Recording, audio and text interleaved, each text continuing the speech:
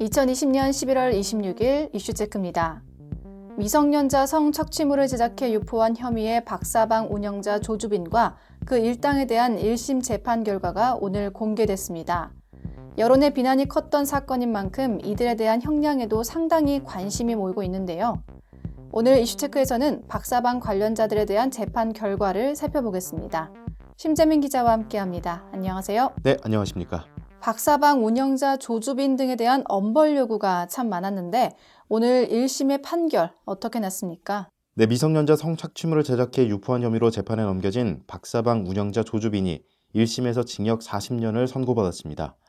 아울러 재판부는 신상 정보 공개 고지 10년, 취업 제한 10년, 위치 추적 전자장치 부착 30년, 1억여 원 추징 등을 명령했는데요. 또 함께 기소된 전직 거제시청 공무원 천모 씨는 징역 15년, 전직 공익근무요원 강모 씨는 징역 13년을 선고받았습니다.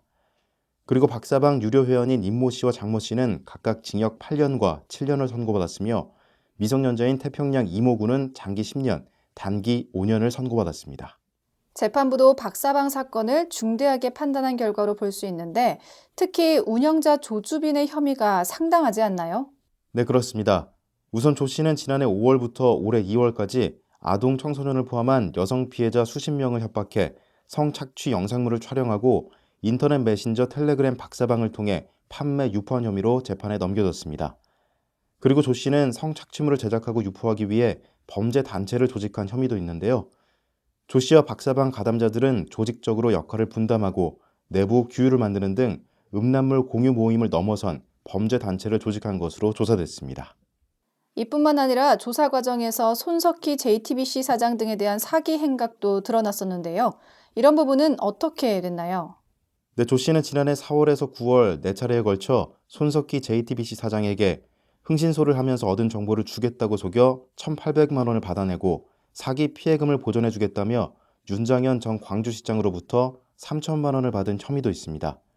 이와 관련해 조 씨의 사기를 도운 혐의로 재판에 넘겨진 공범들 역시 오늘 1심에서 유죄를 인정받았습니다. 오늘 1심에서 재판부가 조주빈 일당의 혐의에 대해 중점을 둔 판단 무엇입니까? 네, 일단 재판부는 박사방 조주빈 일당이 단순한 음란물 공유 모임을 넘어선 범죄 집단으로 인정했습니다. 1심에서 조 씨와 공범 5명에게 적용된 범죄 단체 조직 가입 활동 혐의를 모두 유죄로 판단한 것인데요. 이는 성인과 미성년자 피해자들을 유인 협박해 성착취물을 제작하고 텔레그램 박사방을 통해 유포한 혐의와는 별개의 혐의이기 때문에 주목할 만합니다.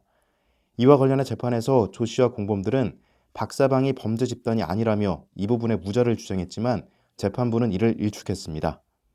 재판부는 또 피고인이 다양한 방법으로 다수의 피해자를 유인 협박해 성착취물을 제작하고 오랜 기간 여러 사람에게 유포했다며 특히 많은 피해자의 신상을 공개해 복구 불가능한 피해를 줬다고 질타했습니다. 여성단체를 비롯한 시민단체들도 이번 1심 판결이 나오자 여러 입장을 표명했죠. 네, 여러 시민단체들은 오늘 판결이 공개된 이후 디지털 성폭력 근절과 재판 중 피해자 보호를 촉구하는 목소리를 냈습니다. 특히 텔레그램 성착취 공동대책위원회는 기자회견을 열고 잡히지도 처벌받지도 않는다는 조주빈의 말은 오늘로 틀린 것이 됐다며 텔레그램 성착취 끝장은 이제 시작일 뿐이라고 밝혔습니다. 이어 민주사회를 위한 변호사 모임 여성인권위원회 조은호 변호사는 이번 사건과 달리 언론과 국민의 관심을 받기 어려운 디지털 성폭력 사건을 다룰 법원도 피해자의 보호와 존중을 위한 최소한의 일관된 기준을 갖추길 바란다고 촉구했습니다. 여러 피해자의 삶을 송두리째 짓밟은 박사방 사건. 이 사건에 대해 첫 번째 재판부의 판결로 가담자들에 대한 처벌 과정이 시작됐습니다. 앞으로 몇 차례 진행될 재판에서 법원은 확고하고 엄격한 법의 기준을 바탕으로 국민들이 수긍할 수 있는 법의 정의를 보여주길 기대합니다. 이상 이슈체크였습니다.